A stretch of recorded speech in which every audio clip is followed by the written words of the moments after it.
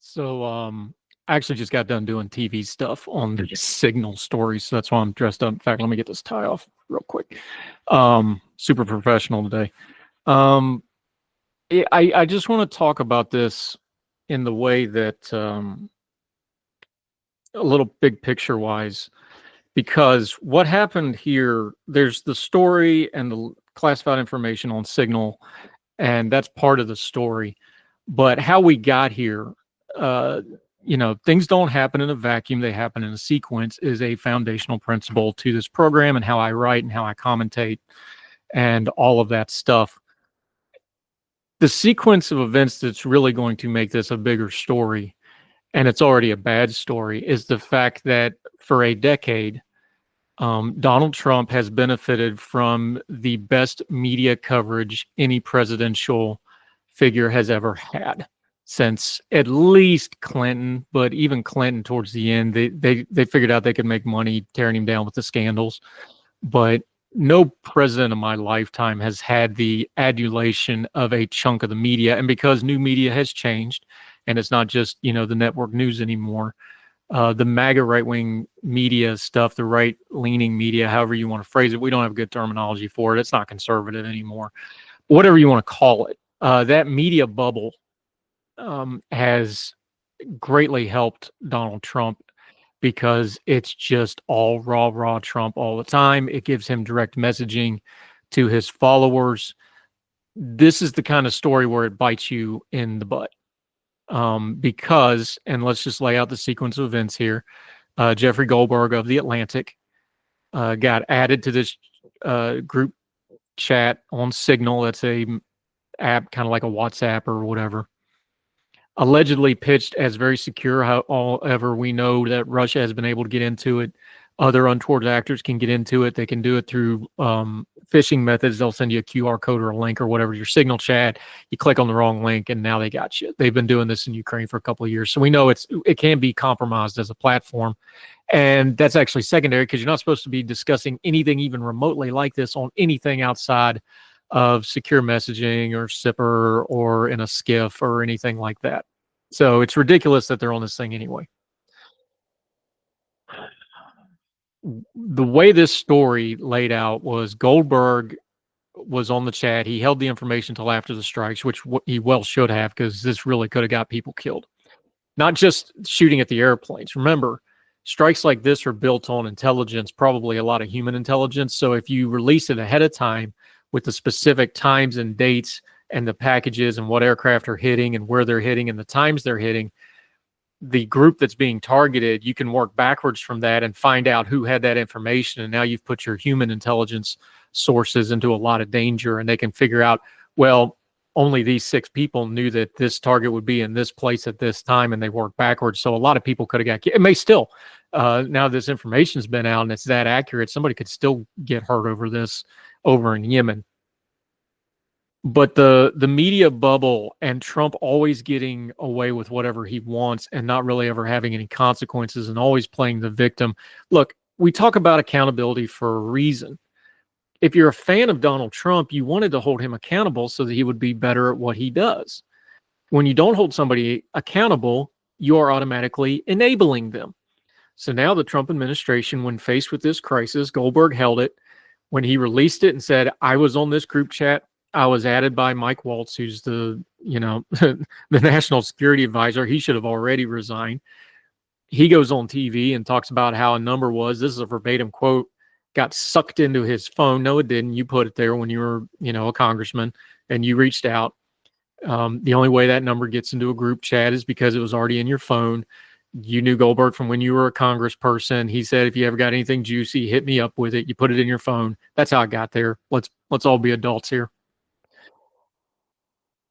The media bubble told them to deny, obfuscate, attack the reporter. The media's making it up. He doesn't really have anything else. So Monday, the whole story was what Goldberg had said to that point. Tuesday, we're recording this on Wednesday at 11:02. Sorry, I've been doing TV and radio all morning, so I just got done with the Canadian, so I'm trying to figure out what time it is. Tuesday was all about the initial response by the Trump administration, including Tulsi Gabbard and John Radcliffe, the CIA director, and the DNI, respectively, sitting in front of the Senate. And the messaging in front of the Senate and in the media and from the entire Trump administration was there was no classified data shared on this. This is not a big deal. It's being overblown. Goldberg doesn't have the goods on it. Wednesday morning, about 8:30, 9 o'clock, Goldberg not only had the goods, and he's been, Goldberg's like a lot of other people. He's a very influential publisher. He has a long history. He has overblown some things in the past. That's fair to say. He not only had the goods here, he had the headshot. They released the entire text a couple hours ago as I'm recording this. It has how many airplanes, what time they're going to hit targets. It has what looks to be the beginnings of the after action report, casualty estimates, threat assessments, these sorts of things. Has a lot of really badly used emojis, which is, you got to find some humor in dark stuff like this. It's kind of funny. So after all day of Tuesday of the Trump ecosystem of media saying Goldberg doesn't have it or he would have released it. Yeah, he had it and he released it. This is clearly classified stuff. And just because it's not laying in a folder with a, manila and red striped classified cover on it doesn't mean it's not classified. This is, look, operational details before an operational happens. That's as classified as it gets. The Secretary of Defense is the one putting this on Signal. There's other reporting on this that's still getting worked out that's even more damaging as far as like who was on what chat, how many phones certain people had. We're going to leave all that alone for now because I haven't had a chance to dig through it all. I think we'll find that out in the course of events. This is very bad. This could have been very bad. We know Signal has been compromised before by the Russians in Ukraine, like we've talked about. We know they can get into it. Anything the Trump administration says about Signal, they should not have been on Signal, period. End of story. You shouldn't have been on it at all.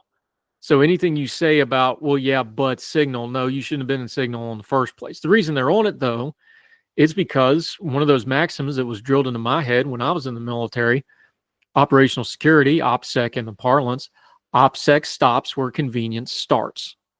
Cannot tell you how many times I said that to troops, had it said to me, had it yelled at me a few times. I've seen it in writing. OPSeC stops where convenience starts, or laziness, or a lot of times there's some really bad words that are attached to that phrase to make sure that you get it through, your little enlisted head, that OPSeC is important. Members of the military and the intelligence community and the government have been sent to jail for far less than this. The fact that a good chunk of the cabinet of the president of the United States and the head of our major military and intelligence services were a part of this is pretty damning. Let's be very clear, while they're on Signal, it's convenient. It's easy. It makes their life easier. They can just do a group chat and talk about a military operation. That's easier. That's easier than going to a SCIF. It's easier than finding a SIPRNet terminal, whatever the case may be. They probably got fancier stuff now than, when I was in 15 years ago. They had all kinds of ways of doing this correctly. They chose not to because they're lazy and they're incompetent. And laziness and incompetence is the same thing. You can know what to do, but if you don't do it because you're lazy, that makes you incompetent. There was a lot of us, myself included, that when Pete Hegseth was up for nomination, when Tulsi Gabbard was up for nomination, some of these other people, these people are not qualified. They don't have the background or temperament or wherewithal to be in these positions. But Trump shoved it through. They used a tremendous amount of political capital to shove it through. And wouldn't you know it, people that are unfit for office, that have a history of amoral behavior, made a bad decision. So when they say, well, everybody makes a mistake, no, we knew they were going to make some kind of mistake because we had a long history of these people being unfit for office, but you jammed them in there anyway because of your political leanings, and here we are. Hegseth, look, in a just world, Waltz would have already resigned. Hegseth would have already resigned. Tulsi would have already resigned. If they hadn't resigned, there would have been enough pressure brought to bear on them to make them resign. Congress is controlled by the Republicans right now. Congress, this is their purview of oversight. They should be investigating this. We will see if they do. You're going to find out really quick. You should watch people like Senator Wicker, who was not real happy about the arm twisting over Hegseth, but went along with it. He's got some power to investigate things like this. He doesn't mind pushing back against Trump a little bit, even though they're friends and buddies. He just got elected to his term, so he gets 2 years post-Trump no matter what. Watch people like that. If they go along with the this was just a mistake, no big deal, that's probably how this will go. If they start pushing back, we may get more of a mess. But once again, the way they've dealt with media trained the Trump administration on how they were going to respond to this. We can just lie. We can just downplay. We can pretend like it'll go away because all these other things have always gone away. And we've always got away with our base from lying before. And because Joe Biden lost the ability to speak on camera, we got a second term. That means everything about us is super great and awesome. But that's not the real world. That's the bubble that the Trump administration functions in. At some point, I suspect we'll get at least one scapegoat that's going to have to fall on their sword over this, especially now that we have Tulsi and Radcliffe lying to Congress. Both of them should have resigned in shame, but neither of them have any. You could tell Radcliffe yesterday watching that he was shook. He didn't want to be there. He knew he was in trouble. Tulsi's very braggadocious. You could tell in her answer she was taking, especially when Mark Kelly got all on her. You could tell long pauses, really thinking about what to say. They're actually sitting in front of the House as I'm recording this. So whatever happens after that, I haven't seen it yet. I suspect it'll be ugly. But this is everything with Trump is a Rorschach test of whether you like Trump or not. Do you see Trump excellence in the ink blots? This is a pretty cut and dry one. Trump administration was wrong. They did a horrible bad thing. It's lucky nobody got killed. Somebody may very well soon, but because they're in Yemen and somebody you don't know, you probably won't care, though you should. This should be a house cleaning thing. This should, in a sane country, this would be an impeachable offense that would get 100 votes. We don't live in one of those. This is horrific. And this is how they're doing business on something as important as a military strike. You can imagine how they're doing business over things like how to run the Department of Agriculture and the Small Business Administration and everything else. If they're this sloppy with this, they're sloppy with everything else. This is just bad. And if you can't, bow yourself up and screw your courage up and say, no, this is wrong, this is bad, and heads should roll. And, Pete Hegseth is who we thought he was. He's an incompetent and unfit, and he should resign. And Radcliffe lied to Congress, he should resign. And Tulsi lied to Congress, and she should resign. And Waltz looks like an absolute buffoon, and he should resign. And if none of them do, then that's on us for not putting enough pressure as a people to get it done. So we'll see what happens. Those are just some quick thoughts on this. It's a developing story. But anybody that's going to downplay it, anybody that's going to go but Hillary or but Biden or but Hamburglar and Grimace at McDonald's at one time, you know exactly what their agenda is right off the bat, because when something's wrong, just be able to say it's wrong. Now, after you say it's wrong, if you want to add some context, that's good. That's healthy. That's good discussion. But you have to start with this was wrong, and a lot of people that we knew were wrong for the jobs did something really wrong here, and the rot goes deep. If you can't start with that, then you've got something wrong with you and your perspective, and you need to go find a mirror and find some truth and start fixing you. Because it's not Jeffrey Goldberg's fault. It's not the Atlantic's fault. It's not Signal's fault. It's Pete Hegseth's fault. And it's everybody involved in that chat's fault. And Donald Trump is the president of the United States who does a lot of bellowing about how he's in charge of everything and he's the only one that can fix everything. The buck stops with Donald Trump. He allowed it. And if he doesn't do anything to fix it, he's good with it. I suspect he is, unless it becomes politically untenable for him not to be. So once again, Donald Trump's going to be Donald Trump, and the sycophant and the congregation of fools around him, like the people in this chat room, they're going to be who they are. Question is, what are we going to do about it? I suspect very little. I will be very pleasantly surprised if we as a country prove me wrong, and I look forward to that.